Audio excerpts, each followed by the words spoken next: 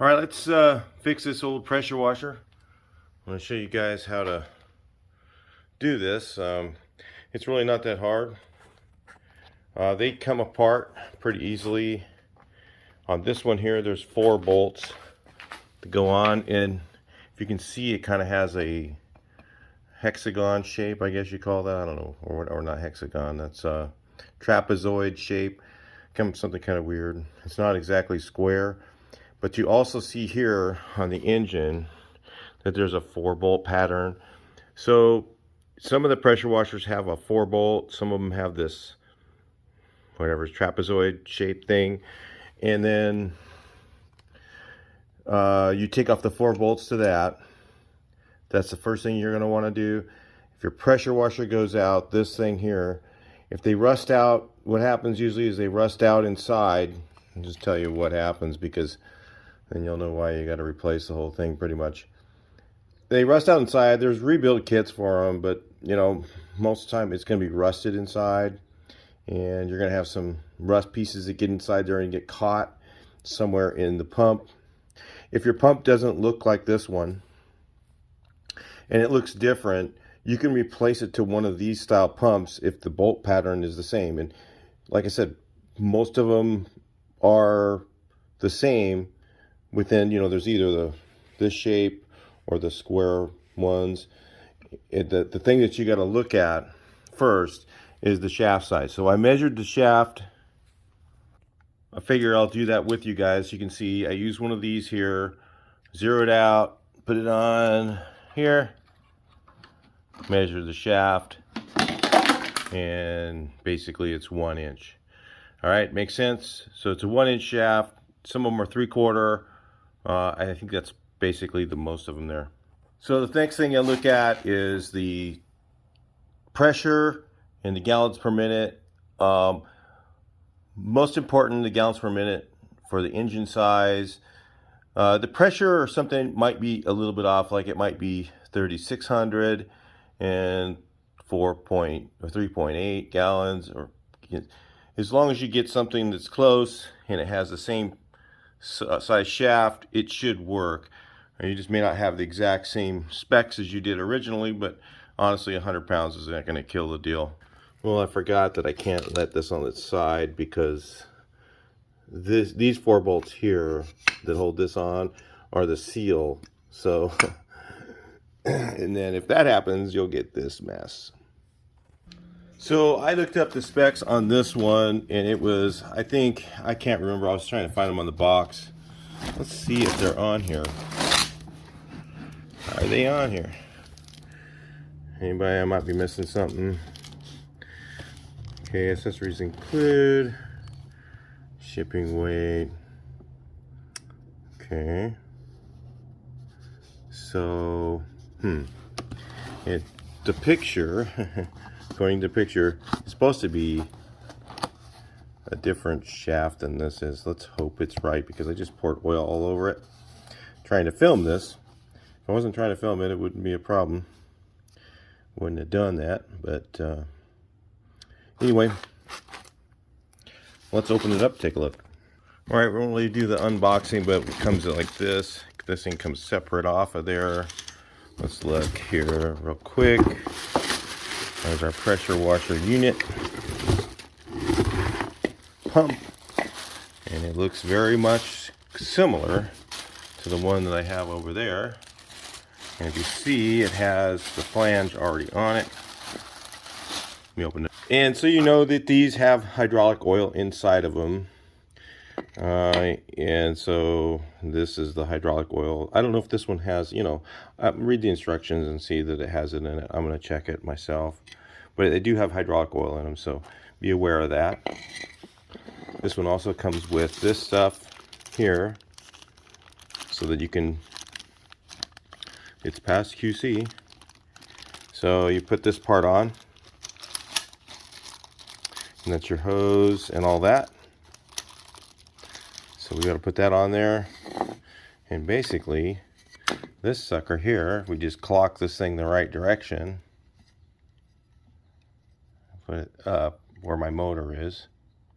See, the motor is like this, already up, The Woodruff key is in here, and slide that bad boy on. All right, so I got it slid on there, and then clock it the right direction here, and slide it on. Make sure the Woodruff key stays in the thing. You can see it through the peephole right here. You have to give it a little love tap. Need a bigger hammer. Somebody get me one. I'm gonna have to just give this thing a little bit more of a love tap. I'm gonna have to pound that Woodruff key down in there to make sure it stays in the groove. Take a punch and go through that hole and make sure it stays in that groove, and then we'll slide it all the way on. Gotta be a little gentle. We also have to be a little bit tough on it. Not too bad. Should go all the way in. Felt like it hit the bottom though. Nope.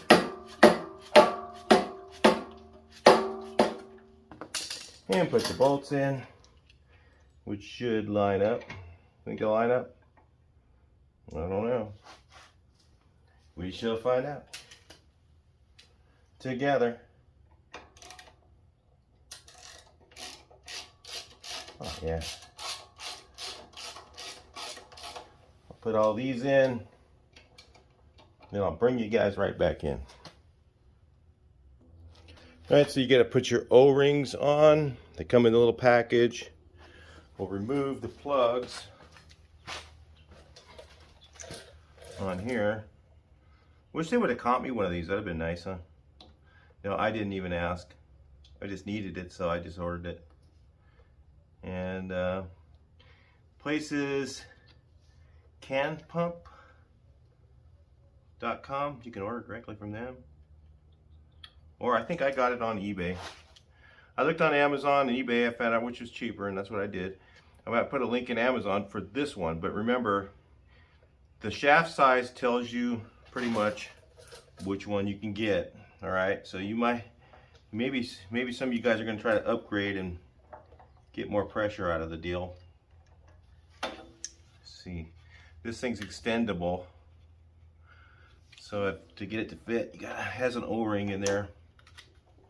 Make sure your O-rings don't get pinched. You might want to lubricate them with some soap. I don't know if I'm going to do that, but probably should. I don't know if I'm going to lubricate them with soap, but I want them to stay in place while I'm putting them in. Sometimes soap will fight you a little bit, but O-ring's not being very nice. Tell it to be nice. Somebody tell it to be nice. Maybe it'll be nice for me. Real gentle with it.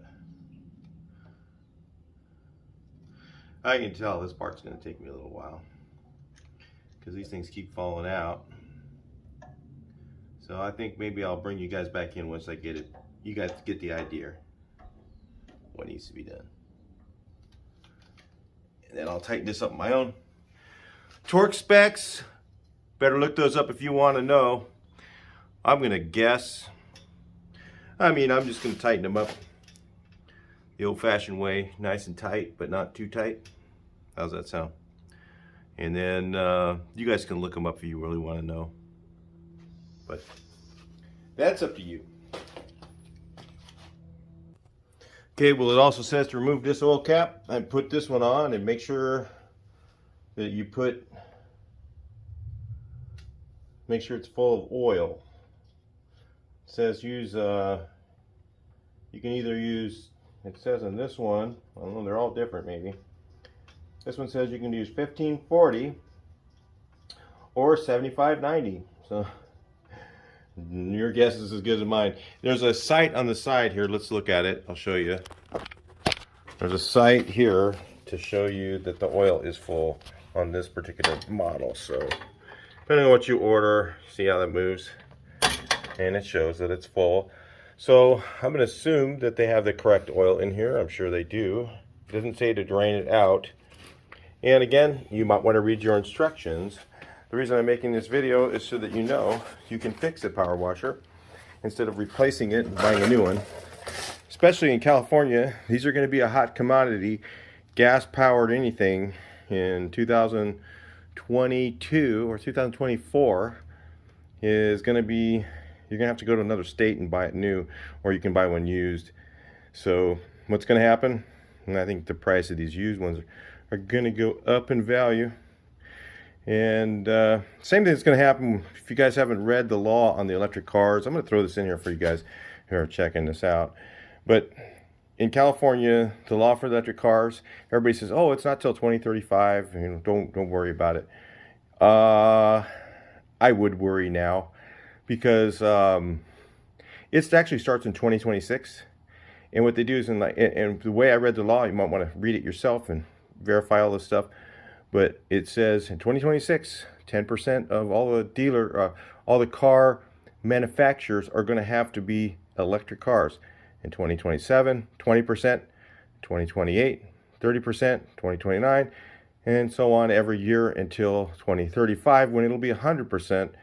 So basically what's going to happen, this is my opinion, again, you can take it or leave it. And if you want to fix this thing on your own, you can do that at your own risk as well. But what's going to happen with electric cars, with new cars in California, is they're going to be very expensive. Dealers are going to start adding prices, because what can happen is, let's say if the manufacturer is required to provide 20% electric cars and they can't meet that amount, what they're going to do is they're going to say, okay, we're going to send out 2 electric cars and we'll send out 8 gas ones. And guess what's going to happen? They can only provide 2, or maybe they can get 3 done. Maybe they can't quite meet the 20% demand. Okay, or if they're not selling, let's just say nobody wants them. People go to the dealer, I don't want an electric car. So what's going to happen is the gas ones are going to be in a shortage, because they have to sell 20% electric, right?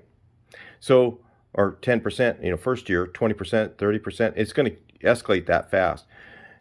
What's going to happen is your gas car is going to get a premium added to it, because they're going to have less of them. So just think about that for a second. That's going to screw up things really bad for dealerships. If I owned a dealership, I would be selling that sucker right now. But that's just my opinion. But yeah, it's going to be a ship show. We'll use that word instead of the other. But anyway, we're looking at real fun stuff coming up in the next few years in California. Anyway, we'll get back to this now. So we've got this thing already on here. I've got my oil checked. I'm going to change the oil on this. So what I'm going to do is I'm going to change the oil. Obviously, I probably haven't done it in way too long. But I'm going to go ahead and do that off camera. I'll get the oil change on this thing. And then I'm going to go ahead and fire it up, and we'll give it a test run. And you guys can tell me what you think. I'll talk to you a little bit later in the video. Alright, so one of the things I like to do always when I first start pressure washing, before I turn the water on, I just fire it up and warm up the engine, and then I turn on the water. So I'll let that run for a couple minutes and warm the engine up. You can hear that engine just like brand new still. Let's see how she works. So I cleaned up this old Volkswagen pan.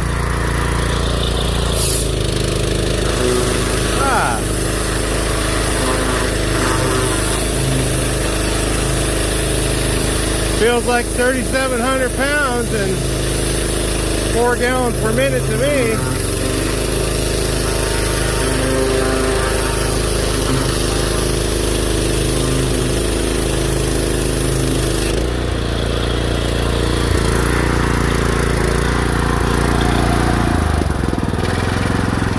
Well, basically, I just got myself a brand new pressure washer. I mean, that engine's still really good. Oil that was in it was really, tarry. That's one of the things, you guys, with equipment, we always just get in it, use it when we need it, and we forget about maintaining it. So I think it kind of happens to everybody. Anybody can relate to that. But the oil that's in it was kind of not so great, but it sure does sound better with fresh oil in it, I'll tell you that much. She's running good. No extra weird noises. The only thing this thing's a pain about, it vibrates a lot on the ground. So all that noise you're hearing is all that. The engine's quiet as a mouse. Alright, that's it. She's all fixed. Talk to you guys in the next video. Please like, share, and subscribe.